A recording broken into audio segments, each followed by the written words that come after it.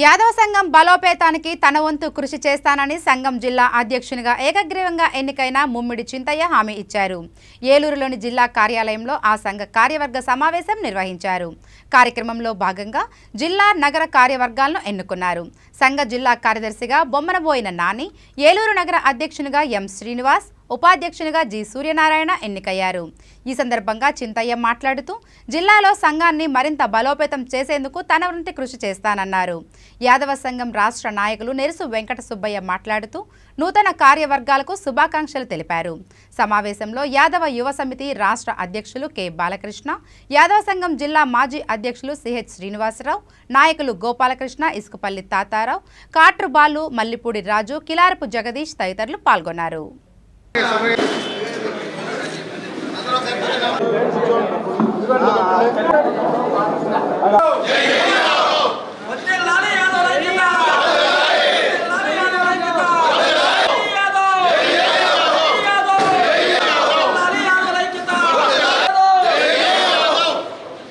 జిల్లా ప్రెసిడెంట్గా చేసినప్పుడు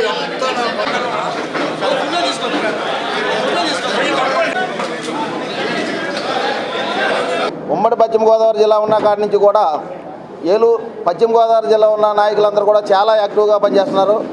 ఎందువల్లనంటే 20 years బ్యాకే ఆంధ్రప్రదేశ్లో ఎక్కడా లేని విధంగా ఒక ద్వారకాధరలో 1,50,00,000 రూపాయలు డొనేషన్ కలెక్ట్ చేసి 1,50,00,000 రూపాయలతో యాదవులతో కళ్యాణ మండపం కట్టడం సామాన్యమైన విషయం కాదు.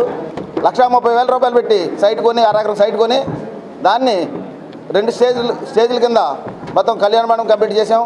ఇంకా జరగబోయేది ఏంటంటే మిగిలిపోయిన బ్యాలెన్స్ ఉన్న వర్క్ అంతా కూడా 10 లక్షలైనా 30 లక్షలైనా మేము బయట నుంచి తేగలంతా బయట తేవడం లేనిది ఎంపీ గారి ఫండ్స్, ఎమ్మెల్యే ఫండ్స్ నుంచి కూడా మనకి 2-3 మాట ఇచ్చున్నారు. ఓ 25-30 లక్షల రూపాయలైనా మనకు తేవడం అనేది చాలా ఈజీ. వాళ్ళకి ఫండ్స్ కొంచెం కొత్త గవర్నమెంట్ కాబట్టి ఫండ్స్ కొంచెం అలాట్ అవ్వడం ఒక 2-3 నెలలు టైం పట్టవచ్చు. ఈ 2-3 నెలలు కూడా పని అయితే ఆకుండా నా సొంత డబ్బులతో అయినా సరే వర్క్ అనేది కంటిన్యూ చేస్తాను. ఈ రోజున ఈ సంఘానికి నా సొంత డబ్బులు 2 లక్షల రూపాయలు అనౌన్స్ చేస్తున్నారు. డొనేషన్గా 2 లక్షలు నేను సొంత ఇస్తాను. బ్యాలెన్స్ అన్నీ కూడా నాకు అవకాశం ఉన్నంత వరకు నా సోదరుల దగ్గర కలెక్ట్ చేయడం ఒకటే, చాలకపోతే గవర్నమెంట్ దగ్గర నుంచి కూడా మ్యాక్సిమం తీసుకుని కంప్లీట్ చేస్తామని మీ అందరి ముందు హామీ ఇస్తున్నానని. ఏలూరుకి సంబంధించినటువంటి యాదవ సంఘానికి నాయకుల్ని ఎన్నుకోవడం జరిగింది.